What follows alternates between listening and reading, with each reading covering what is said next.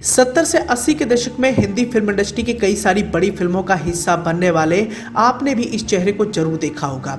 इस चेहरे को भले ही आप नहीं जानते होंगे, हालांकि बिल्ला वाले किरदार में आपने भी इस चेहरे को जरूर पसंद किया होगा। लेकिन इस चेहरे का असली नाम मानिक ईरानी है, जिन्होंने हिंदी फिल्म इंडस्ट्री में रहते हुए अपने खलनायकी का दमखम दिखाया। उस दौर के कई सारे सुपरस्टारिक फिल्मों में इन्होंने बतौर विलन काम किया। कभी हीरो से इनकी पिटाई होती थी तो कभी ये अपने हाथ से हीरो की जमकर धुनाई भी करते थे और ऐसे में इनके करियर का ग्राफ धीरे धीरे बढ़ रहा था। लेकिन आखिर में इनके साथ क्या होता है कि ये पूरी तरीके से बर्बाद हो जाते हैं। मानिक ईरानी के अगर जन्म की बात करें तो इनका जन्म कहां पर हुआ था ये किसी को नहीं पता, लेकिन बताया जाता है कि इनका जन्म एक पारसी परिवार में हुआ था। उस दौर में इनकी कद काठी को लेकर ऐसा भी कहा जाता था कि जब ये नए नए इंडस्ट्री में आए थे तो बतौर विलन इन्हें झट से कास्ट कर लिया गया और इनकी पहली फिल्म में इन्हें छोटा सा किरदार मिला था। बात थी 1974 की, जब इनकी फिल्म पाप और पुण्य आती है। इस फिल्म में इन्होंने एक छोटा सा बतौर विलन काम किया था। फिल्म की अगर बात करें तो फिल्म का निर्देशन प्रयागराज ने किया था और यह फिल्म शशि कपूर और शर्मिला टैगोर पर आधारित थी। अपनी पहली फिल्म में छोटा सा किरदार निभाने वाले मानिक ईरानी ने कभी भी नहीं सोचा था कि आने वाले समय में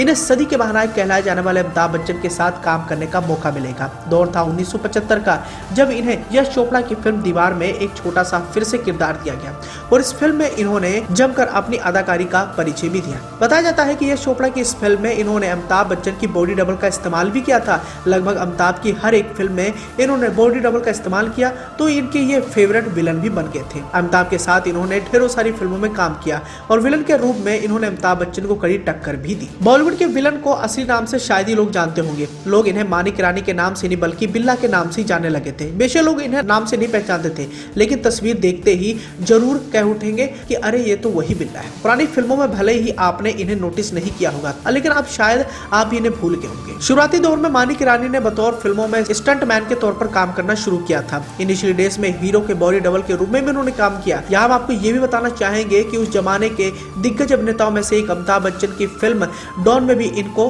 बॉडी डबल बनकर सारे स्टंट करने पड़े थे। मानिक की हाइट अमिताभ से थोड़ी लंबी थी, इसलिए उन्हें बिग बी का बॉडी डबल बनकर सारे स्टंट करने में कोई भी दिक्कत कभी भी नहीं हुई। डॉन सुपरहिट साबित हुई और सभी अमिताभ की खूब तारीफ कर रहे थे, लेकिन किसी ने कभी भी मानिक के काम के लिए दो शब्द नहीं कहे और ना ही फिल्म में उन्हें क्रेडिट मिला। फिल्मों में अपने नेगेटिव किरदार निभाने वाले मानिक को फिल्मों में एक्टिंग के साथ साथ पर्सनालिटी को भी लेकर काफी सराहना मिली। उसके बाद इन्होंने आने वाले समय में कई सारी बड़ी फिल्मों में छोटे छोटे किरदार निभाए और ये किरदार आज भी लोगों के जहन में बैठे हुए हैं। मानिक ईरानी इसके बाद अमिताभ बच्चन के साथ त्रिशूल फिल्म में भी नजर आए और इस फिल्म में उन्होंने अमिताभ की जमकर धुनाई भी की थी। कहते हैं सुभाष घई की फिल्म हीरो, जो कि साल 1983 में रिलीज हुई थी, इस फिल्म ने मानिक ईरानी को बॉलीवुड का फेमस विलन बना दिया था। इस फिल्म में इन्होंने बिल्ला नाम के विलन का किरदार निभाया था। दर्शक आज भी मानिक को बिल्ला के नाम से ही जानते हैं। हालांकि मानिक ने इससे पहले भी विलन के किरदार निभाए थे, लेकिन उन्हें जो पहचान उन्हें बिल्ला से मिली वो किसी और किरदार से कभी मिल ही नहीं पाई। हालांकि फिल्मों में सिर्फ विलन ही नहीं बल्कि इन्होंने भूत बनकर लोगों को डराया भी। इस बात को शायद ही कोई जानता होगा कि राम से ब्रदर की सुपर डुपर हिट फिल्म में से एक पुरानी